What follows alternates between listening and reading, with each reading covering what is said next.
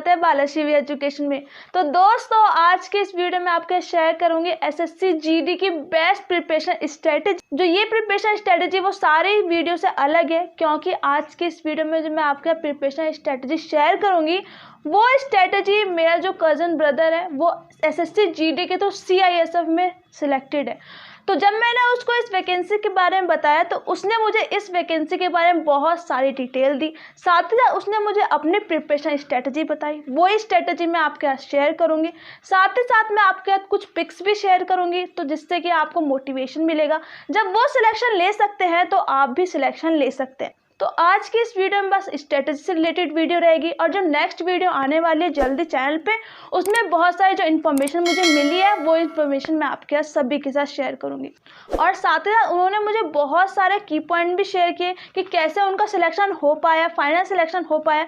अभी वो फिलहाल जो वेस्ट बंगाल में ड्यूटी दे रहे हैं, तो आप इस वीडियो में लास्ट तक बने रहे जिससे आपसे एक भी इंपॉर्टेंट इन्फॉर्मेशन छूट ना पाए। तो स्ट्रेटजी को शेयर करने से पहले कुछ मैं आपके साथ फोटो शेयर करना चाहती हूँ, जिससे आपको मोटिवेशन मिलेगा कि अगर वो एग्जाम क्रैक कर सकते हैं तो आप सभी भी एग्जाम क्रैक कर सकते हैं। तो अब हम आते हैं स्ट्रेटजी पर। तो स्ट्रेटजी का सबसे इम्पोर्टेंट और फर्स्ट पॉइंट है जो कि है टाइम टेबल।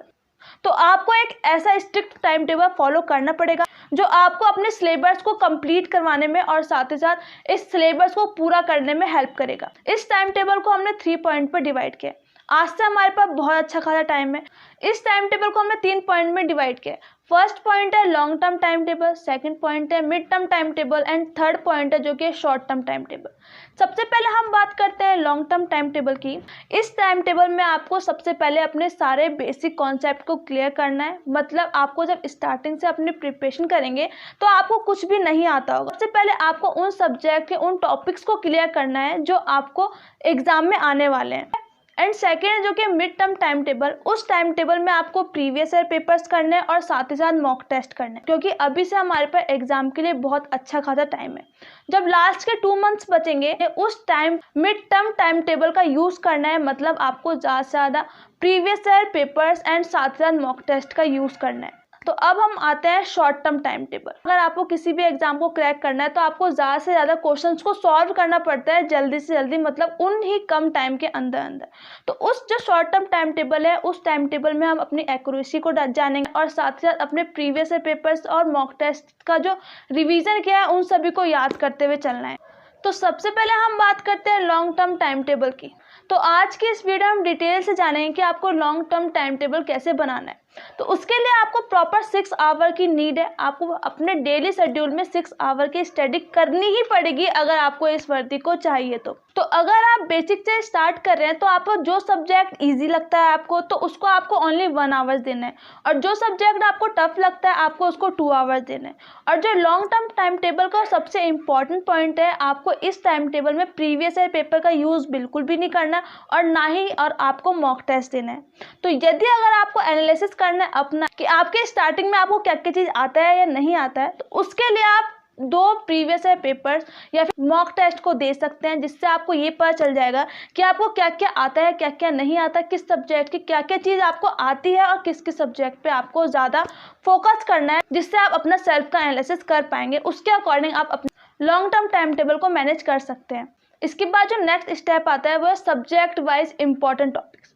तो जब मैंने उनसे पूछा कि आपने इतने कम टाइम में इतने अच्छे मार्क्स जो ला पाए उसके पीछे का मेन स्ट्रेटजी क्या थी, तो उन्होंने मुझे ये बताया कि बस मैंने उन्हीं टॉपिक को क्लियर करा, उन्हीं टॉपिक्स को देखा, उन्हीं टॉपिक की प्रैक्टिस करी, उन्हीं टॉपिक को स्ट्रॉन्ग किया जो सिर्फ और सिर्फ प्रीवियस ईयर पेपर में आए हैं, मतलब जो इस बार भी आने के चांसेस हैं। तो मैं भी आपको सजेस्ट करूंगी कि आप अपना ज़्यादा टाइम को वेस्ट ना करें पूरे सिलेबस को कंप्लीट करने के लिए। बस उन्हीं टॉपिक इंपॉर्टेंट टॉपिक्स को करें जो आपको ज़्यादा से ज़्यादा मार्क्स दिला सकता है, वो भी कम मेहनत में ज़्यादा से ज़्यादा मार्क्स दिला सकते हैं।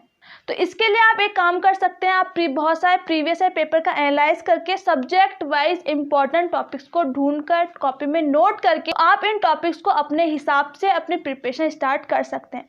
और यदि अगर आप इस टेंशन को नहीं लेना चाहते इंपॉर्टेंट टॉपिक्स को ढूंढने का, तो आप वेट कर सकते हैं नेक्स्ट वीडियो को। नेक्स्ट वीडियो इसी टॉपिक पे आने वाली है कि कौन कौन से subject wise most important topic रहेंगे जिससे आपके ज़्यादा से ज़्यादा मार्क्स आ सकते हैं और एग्जाम भी क्रैक हो पाएगा। तो जब आपको ये सारे इंपॉर्टेंट पॉइंट पता चले तो उसके बाद जो मेन पॉइंट आता है कि आपको स्टडी करनी कैसे, स्ट्रेटजी क्या होनी चाहिए। तो यहाँ पर जो फर्स्ट पॉइंट है कि आप अपने सिलेबस को कंप्लीट करने के चक्कर में ना रहें, आपको बस उन्हीं टॉपिक को करना है। आप एक नोटबुक में इंपॉर्टेंट टॉपिक को लिखिए और 1 बाय 1 कंप्लीट करते जाइए। और साथ ही साथ आपको उससे रिलेटेड प्रीवियस पेपर में ये देखना है कि उस टॉपिक से रिलेटेड किस किस टाइप के क्वेश्चन आ रहे हैं। और जब मेरा ये वाला टॉपिक कंप्लीट हो जाता है तो आपको ये देखना है कि मेरे से वो क्वेश्चन हो रहे हैं जो एग्जाम में आए हुए हैं पहले। और साथ ही साथ अगर आपको इन टॉपिक से रिलेटेड कोई भी प्रॉब्लम आती है तो आप गूगल कर सकते हैं और साथ ही साथ यूट्यूब वीडियोज़ का सहारा भी ले सकते हैं, जिससे आपको ईजिली और कम टाइम में जल्दी और ज़्यादा टॉपिक समझ में आ जाए। तो हमारी जो स्टार्टिंग की स्ट्रेटजी रहेगी बस ये रहेगी, हमें अपने बेसिक कॉन्सेप्ट को क्लियर करना है। आप बिल्कुल भी ट्रिक्स के पीछे ना पड़ें, क्योंकि अगर आपका बेसिक कॉन्सेप्ट ही क्लियर नहीं होगा तो आपके उससे रिलेटेड और कोई भी क्वेश्चंस नहीं हो पाएंगे। सबसे पहले अपने बेसिक कॉन्सेप्ट को क्लियर कीजिए और उसके बाद ही आप आगे बढ़िए। और साथ ही साथ उन्होंने इंपॉर्टेंट पॉइंट मुझे ये भी बताया, स्टार्टिंग से ही मैंने अपने स्पीड पर बहुत ज़्यादा फोकस किया। जब मेरे बेसिक कॉन्सेप्ट क्लियर होते गए तो मैंने स्टार्टिंग से अपने 90 मिनट की टाइमिंग में अपने 100 के 100 क्वेश्चन को सॉल्व करने की पहले से स्पीड बनाई, जिससे कि मुझे एग्जाम टाइम में बहुत ही कम प्रॉब्लम हुई और मैं ज़्यादा से ज़्यादा क्वेश्चंस को सॉल्व कर पाया एक्यूरेसी के साथ। और साथ ही साथ जब आपका एक टॉपिक कवर हो जाता है, कंप्लीट हो जाता है, तो आपको उससे रिलेटेड बहुत सारे क्वेश्चंस को सॉल्व करना है।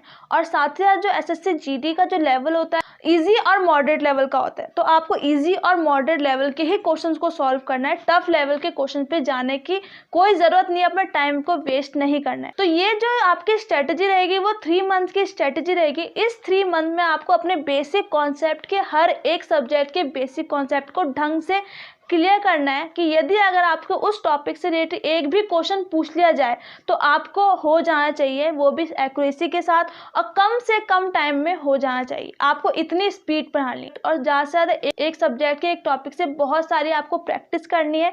और जितने ज़्यादा प्रैक्टिस करेंगे आप उतने ही ज़्यादा समझ में आएगा कि आपकी क्या क्या कमी है। उस कमी को नोट करते हुए जाइए और उसको सॉल्व करते जाइए। उसी टाइम कल के लिए कुछ भी मत छोड़ना।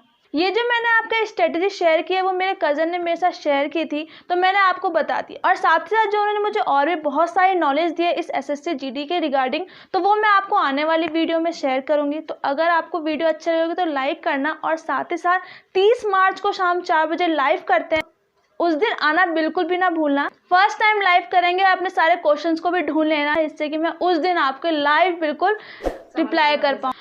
तो अगर आपको आज की वीडियो अच्छी लगी हो तो लाइक करना, चैनल सब्सक्राइब करना बिल्कुल भी ना भूलना। तो मिलते हैं जल्दी नेक्स्ट वीडियो में, तब तक के लिए नमस्कार।